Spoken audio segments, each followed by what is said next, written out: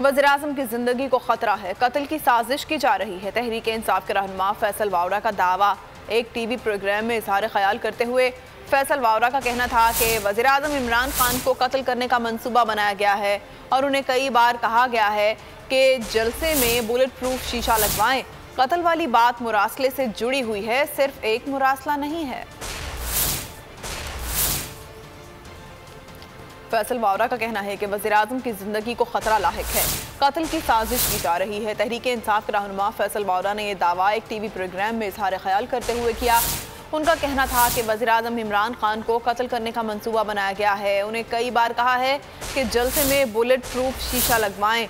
कत्ल वाली बात मुरासले से जुड़ी हुई है और सिर्फ एक मुरासला नहीं है। फैसल वावरा ने खदशे का इजहार किया है। उनका कहना है कि वज़ीर-ए-आज़म की जान को खतरा है, उनके कत्ल की साजिश की जा रही है और ये मामला मुरासले से जुड़ा हुआ है और मुरासला एक नहीं है। इस हवाले से एक टीवी प्रोग्राम में फैसल वावरा ने इजहार ख्याल किया। उनका कहना था कि वज़ीर-ए-आज़म से कई बार कहा है कि जलसे में बुलेट प्रूफ शीशा लगवाया करें। उनका ये भी कहना था कि कत्ल वाली बात मुरासले से जुड़ी हुई है और सिर्फ एक मुरासला नहीं है।